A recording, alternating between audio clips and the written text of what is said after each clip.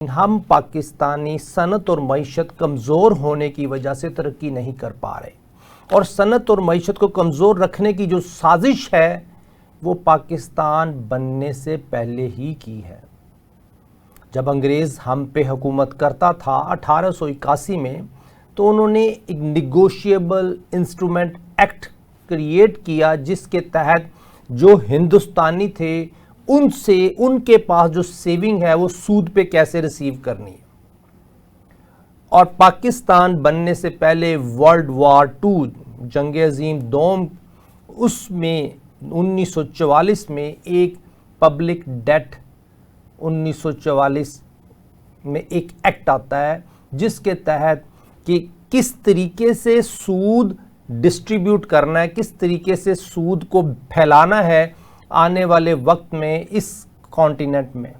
हम पाकिस्तानियों ने पब्लिक डेट एक्ट 1944 को इम्प्लीमेंट हम पाकिस्तानियों पे किया, हम पाकिस्तान पे किया। इस सिचुएशन को कैसे मैनेज करना है कि जिसमें कि एक कानून बनाया जाता है जिसके तहत गवर्नमेंट ये कहती है कि मैं इंस्ट्रूमेंट इशू करूंगी, प्रॉमिसरी नोट इशू करूंगी, मैं कोई ना कोई सुकूक इशू करूंगी आज की ज़बान में, कि जिसके तहत जो पैसा अवाम के पास है वो गवर्नमेंट के पास आए और गवर्नमेंट उस पर इंटरेस्ट देगी अवाम को, ताकि अवाम इकोनॉमिक एक्टिविटीज़ में ना जाएं, अवाम इंडस्ट्रियलिस्ट उधर ना जाएं, आम इंडस्ट्री लगाने की तरफ ना जाएं। अवाम सिर्फ और सिर्फ जिनके पास पैसा है वो घर बैठे और गवर्नमेंट ऑफ पाकिस्तान को पैसे दें और गवर्नमेंट ऑफ पाकिस्तान उस पर इंटरेस्ट देगी।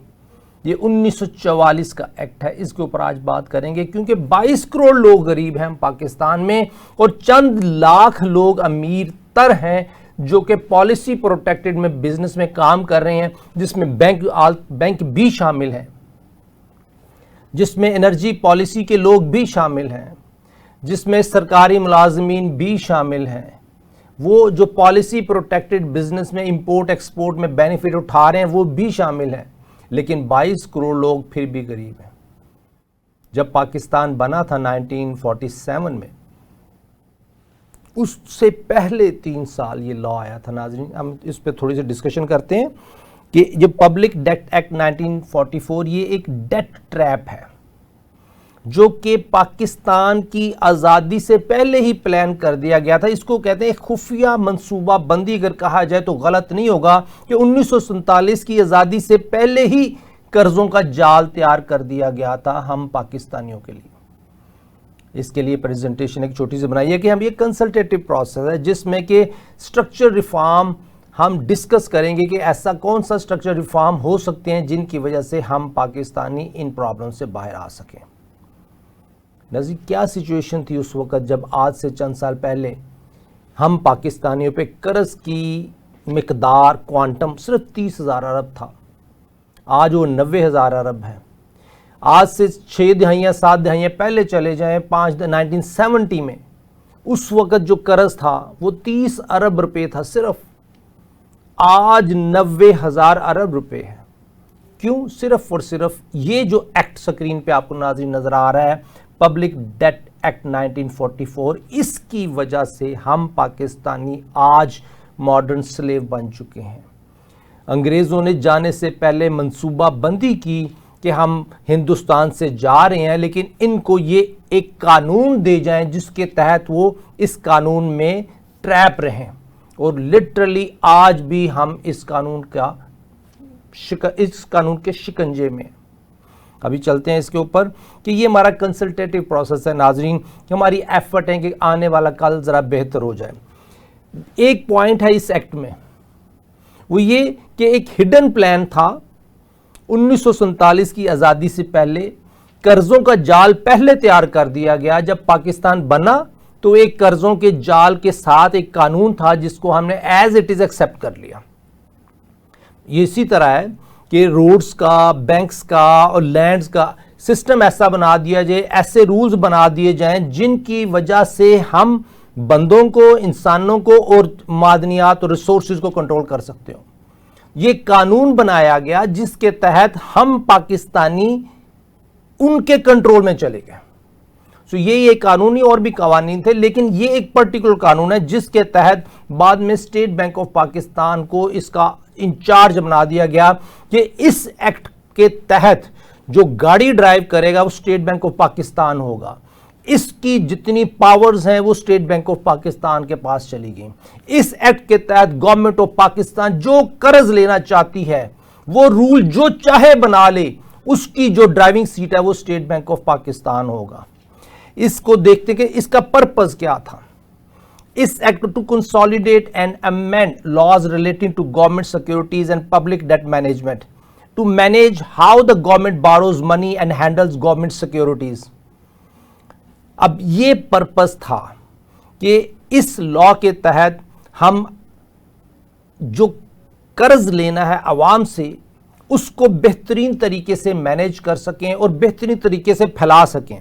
गवर्नमेंट सिक्योरिटी नाज़रीन क्या होती है? गवर्नमेंट सिक्योरिटी बॉन्ड है, नोट है, सर्टिफिकेट है, प्रोमिसरी नोट है, जिसके तहत गवर्नमेंट पैसे लेके और एक नोट बना के दे देती है कि जी ये आपने हमें इतना कर्ज दिया। आज की लैंग्वेज में इसको कहते हैं सुकूक। आम फहम लैंग्वेज में इसको कहते हैं कि जी अगर मैंने किसी से कर्ज लेना है तो मैं एक डॉक्यूमेंट लिखूंगा और उसके हैंडओवर कर दूंगा कि मैंने तुमसे इतना कर्ज लिया और इतने सूद पे लिया।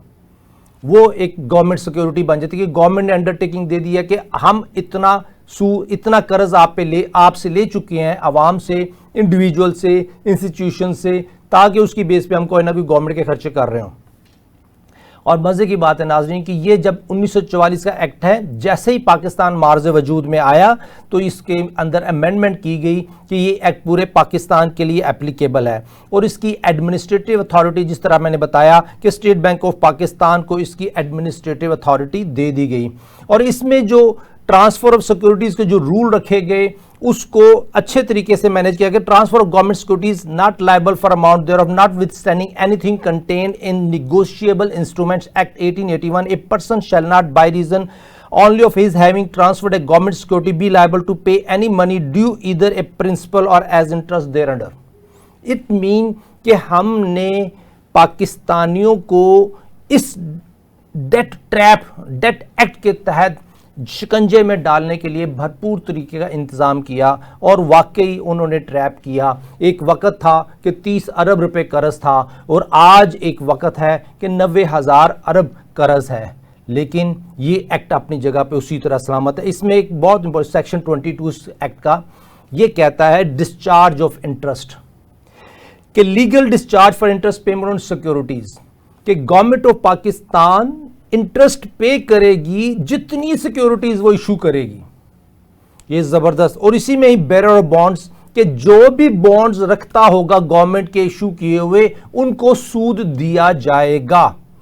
और इसके ऊपर एक और मजे की क्लॉज है कि 6 साल तक अगर government liability for interest ends after 6 years unless otherwise specified, कि गवर्नमेंट की लायबिलिटी ये है कि उस बॉन्ड पे 6 साल के बाद वो इंटरेस्ट पे नहीं करेगी, 6 साल तक पे करती रहेगी और 6 साल के बाद वो स्पेसिफाइड कर दे, अमेंड कर दे, ना करे। इसका मतलब है कि गवर्नमेंट ने पाकिस्तानियों से पैसे लिए हैं तो वो 6 साल तक इंटरेस्ट दे सकती है, अदरवाइज वो उसमें अमेंडमेंट कर देगी। डॉक्यूमेंटेशन इसकी डिटेल है नाजरीन, लेकिन इंपॉर्टेंट पॉइंट जो मैं आपको बताऊं कि इस एक्ट को बने हुए चंद साल हुए, इसके ऊपर थोड़ा थोड़ा काम शुरू हुआ। 1948, 49, 50, 51, 52, 53 में हमने थोड़ा थोड़ा सूद पे किया और उस सूद के तहत जो कि हमने कर्ज अवाम से लिया और इधर उधर दोस्तों से लिया, उसके ऊपर चूंकि सिक्योरिटीज़ थी हमने सूद अवाम को दिया।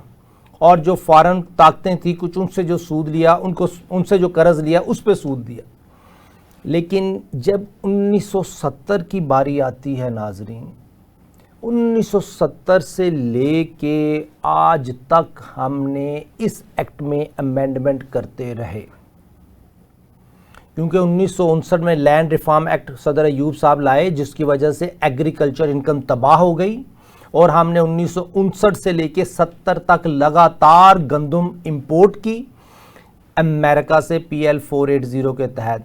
उस गंदम के तहत जो पाकिस्तानियों ने रुपये देने थे गंदम खरीदने के, वो एंड ऑफ द डे एक कर्ज की सूरत में यूएसए को सेटल किया गया और उसके बाद पाकिस्तानियों के पास सर्कुलेशन के लिए पैसे इतने नहीं थे, गवर्नमेंट ऑफ पाकिस्तान के पास फंड्स इतने मौजूद नहीं थे, तो एक स्ट्रगलिंग फेज़ आ चुका था। अब आपको भी याद होगा कि चीनी भी अवेलेबल नहीं थी और चीनी महंगी भी हो रही थी और इसी सिचुएशन में पाकिस्तान के पास, गवर्नमेंट ऑफ पाकिस्तान के पास फंड्स नहीं थे।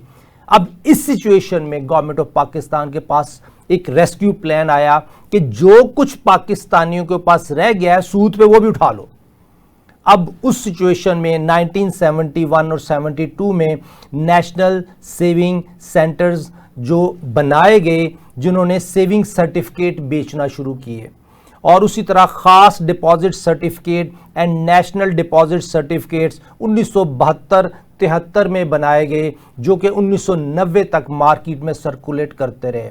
गवर्नमेंट ऑफ पाकिस्तान ने दुकानें लगा ली इस एक्ट के तहत कि वो सर्टिफिकेट्स बेच रही है और नेशनल सेविंग सर्टिफिकेट्स बेच रही है अपने नेशनल सेविंग सेंटर्स के तहत। उसके बाद खास डिपॉजिट अकाउंट्स इंट्रोड्यूस किए गए 74 और 75 में। नाज़रीन, 71-72 में सेविंग सर्टिफिकेट हैं, 72-73 में नेशनल डिपॉजिट सर्टिफिकेट हैं और उसके बाद 74-75 में ये खास डिपॉजिट अकाउंट्स हैं जो कि इंट्रोड्यूस करवाए गए, जिसके तहत पाकिस्तानियों के पास जो सरप्लस फंड्स थे, जो वेल्थ सर्कुलेशन के, वो भी गवर्नमेंट ऑफ पाकिस्तान ने कर्ज के तौर पर ले ली।